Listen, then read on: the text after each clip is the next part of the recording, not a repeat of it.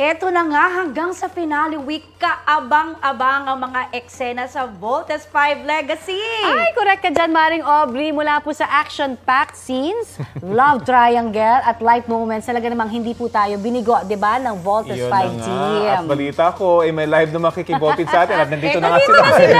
Sina Big Bert Armstrong, played by Matt Lozano, at si Mark Gordon, played by Radson Flores. Morning. Hello! Magandang umaga sa inyo. Welcome sa balita ko. Thank you po. Ayan. So anong pakiramdam? Anong mga unforgettable moments na naranasan nyo dun sa show? Friday matatapos na, no? Oo. Yes, opo. Nakakalungkot.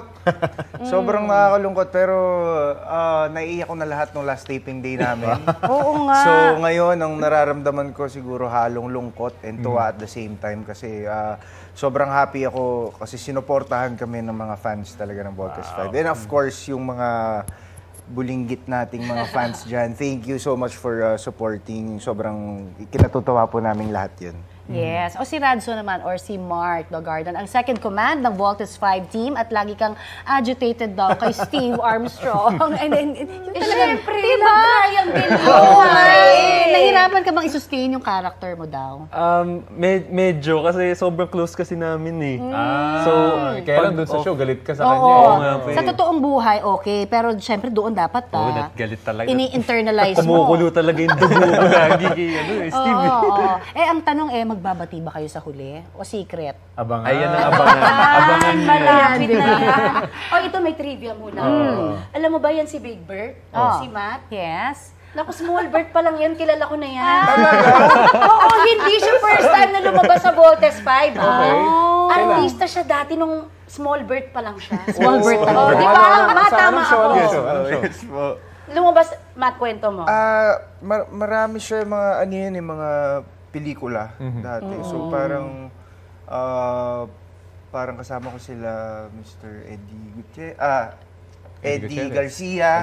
Okay. Ayan, sila Aiko Melendez. Small Bert pa lang yan. Artista na yan si Matt. Huwag mo So, na hindi daw ka pala masyadong talaga anuhin bago. kasi malaki Diba? ng diba? Siyempre. Tsaka, hindi singer din yan si... Ay, Ay, talaga oo. naman. Gusto Narinig mo ko bang yung version i-pursue niya.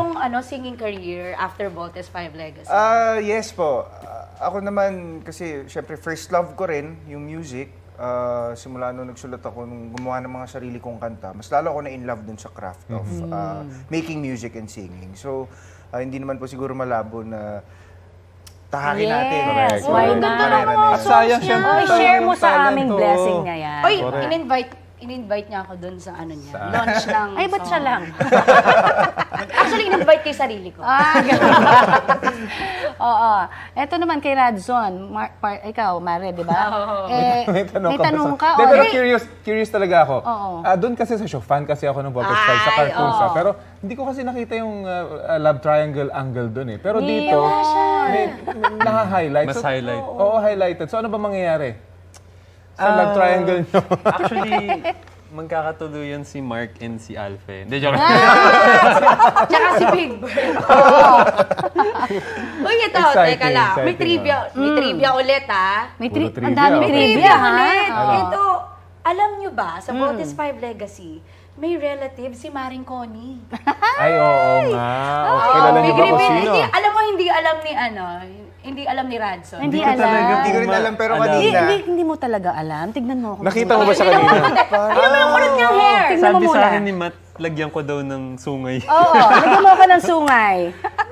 Yan. Oh, reveal. Sino? Lieva. Ha? Jomfrey. Ay, wait! Si Martin. Pamangkin ko po si Martin. Ayan. Una niyo pong nalaman yan dito sa balita ko. Muntik na rin siya mag-artista, kaya lang Ay, mas ganun passion ba? niya yung news. So, nandito siya. Hindi ako pwede mag-artista, hindi ako marunong umarte. Maarte lang po ako. Ayan, thank you so very much sa inyong dalawa. Thank you din po. Now, napakisabi na lang hi. Kasi hindi ako nakikita ni Martin masyado. O, syempre, plug din na. Oh, yes. Last week na ng Voltes 5. Po. Ayun po mga kapuso, last week na po ng Voltes 5 Legacy. Sabay-sabay po natin panoorin ng napakagandang series na to kasi itong last week, sobrang action-packed and sobrang daming drama na mangyayari. Yes, abangan natin. Yun po. And of course, maraming inahanda si Direk Mark na mga iconic na mga scenes. And of course, may si Direk Mark, meron siyang pasabog.